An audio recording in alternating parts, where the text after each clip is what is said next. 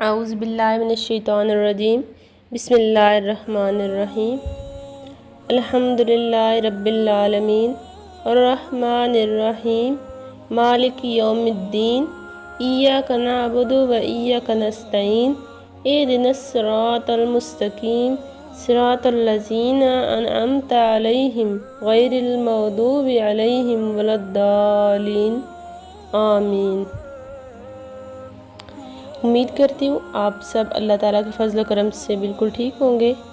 اللہ پاک ہم سب کو اپنے حفظ و امان میں رکھے اور ہمیں حق بات کرنے کی توفیق عطا فرمائے، آمین ثم آمین۔ قرآنی آیات ہیں تو اس لیے مہربانی فرما کر غور سے سنیے گا۔ بسم اللہ الرحمن الرحیم۔ انما المؤمنون الذین اذا ذکر اللہ وجلت قلوبہم وَإِذَا تُلِيَتْ عَلَيْهِمْ آيَاتُهُ زَادَتْ ایمانا وَعَلَىٰ رَبِّهِمْ يَتَوَكَّلُونَ۔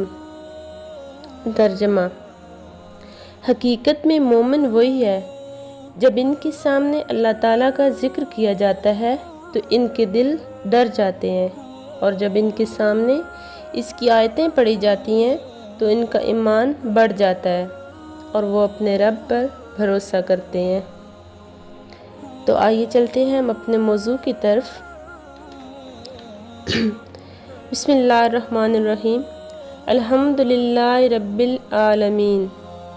سب تعریفیں اللہ تعالیٰ کے لیے جو تمام جہانوں کا پالنے والا ہے۔ جب آپ یہ آیت مبارکہ تلاوت فرماتے ہیں تو یہ پڑھنے سے ہی اللہ تعالیٰ آپ پر رحمتیں ہی رحمتیں نازل فرما دیں گے انشاءاللہ تعالیٰ۔ الرحمن الرحیم، بڑا مہربان اور نہایت رحم کرنے والا ہے۔ اس کی رحمانیت کی حد تو دیکھیں، ہم گناہ کرتے جاتے ہیں اور وہ ہمیں فوراً سزا بھی نہیں دیتا، اور نہ ہی ہمیں بے پردہ کرتا ہے لوگوں کے سامنے کہ ہمارا گناہ لوگوں کے سامنے آیا ہو، بلکہ وہ اتنا رحم کرنے والا ہے کہ فرشتوں کو بھی گناہ لکھنے سے روکے رکھتا ہے کہ شاید میرا بندہ مجھ سے صدقے دل سے معافی مانگ لے، حتیٰ کہ وہ جانتا ہے کہ جس کو چاہے معافی کی توفیق دے، جس کو نہ چاہے معافی کی توفیق نہ دے۔ مالک یوم الدین، قیامت کے دن کا مالک ہے۔ نہ تو اس دنیا میں اس کی مرضی کے خلاف کچھ ہو سکتا ہے اور نہ ہی آخرت میں۔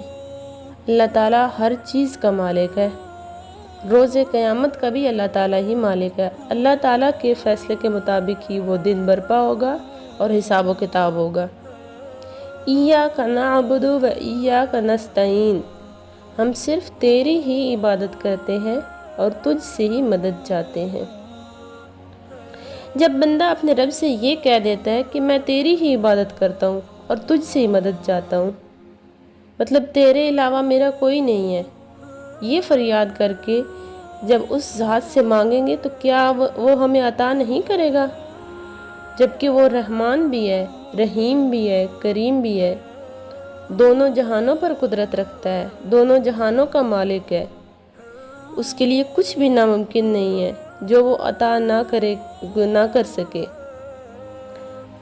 اس کی مثال کچھ اس طرح ہے کہ ایک سائل دو قسم کے ہوتے ہیں۔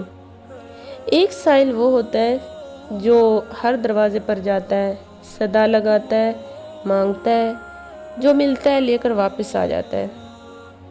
پھر وہ آپ کے دروازے پر آتا ہے، صدا لگاتا ہے، آپ سوچتے ہیں اس نے ابھی باقی محلے سے بھی جا کے مانگنا ہے، آدھے محلے سے یہ مانگ کر آیا ہوگا، اسے تھوڑا سا بھی دے دیا تو کافی ہے، چنانچہ آپ اسے تھوڑا سا کچھ عطا کر دیتے ہیں۔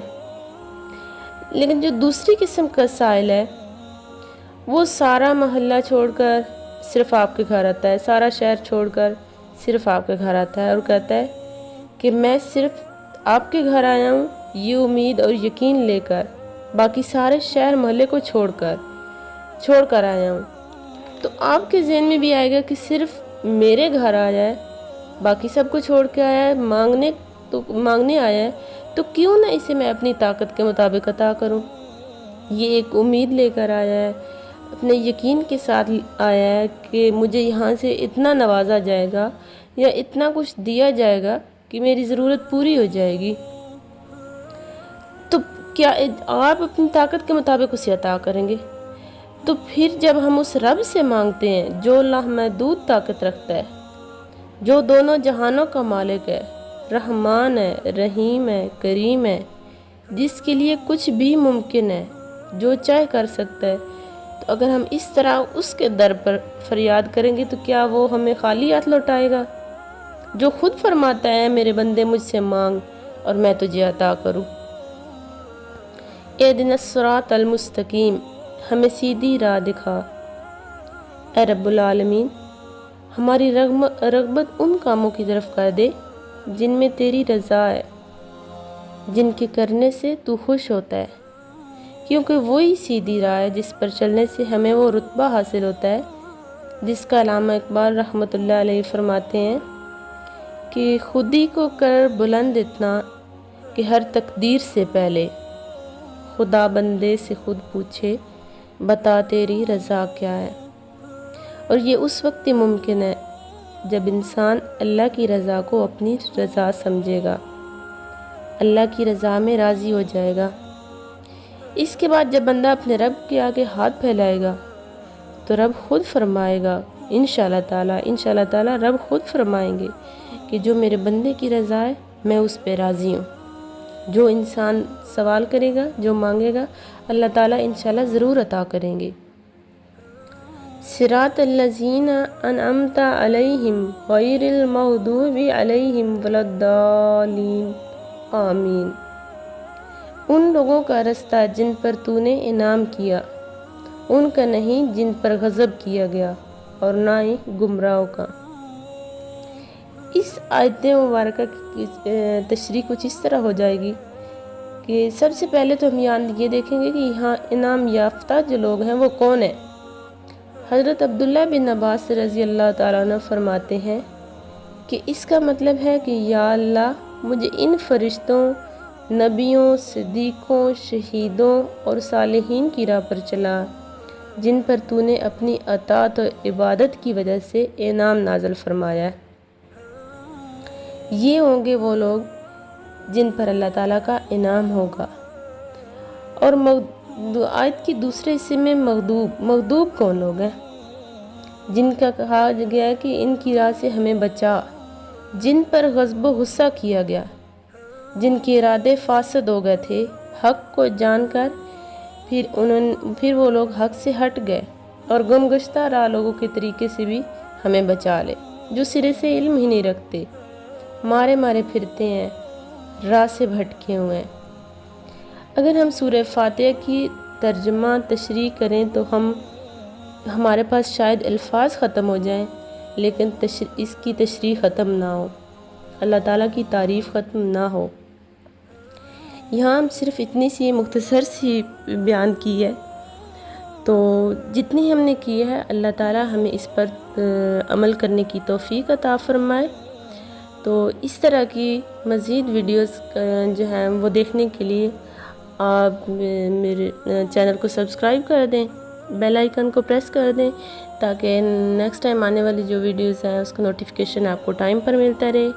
اور میری اللہ تعالیٰ سے دعا ہے کہ اللہ تعالیٰ آپ کو، ہم سب کو نیک راہ پر چلنے کی توفیق عطا فرمائے، اور ہمیں اس طرح توفیق دے کہ ہم اللہ تعالیٰ کی رضا میں راضی ہو جائیں۔ ہم اس چیز کو مان لیں کہ جو اللہ تعالیٰ نے کیا وہ بالکل ہمارے لیے ٹھیک ہے۔ اللہ تعالیٰ ہمیں ناشکری سے بچا لے، اللہ تعالیٰ ہمیں ہر قسم کی آفت مصیبت سے بچا لے۔ اللہ حافظ۔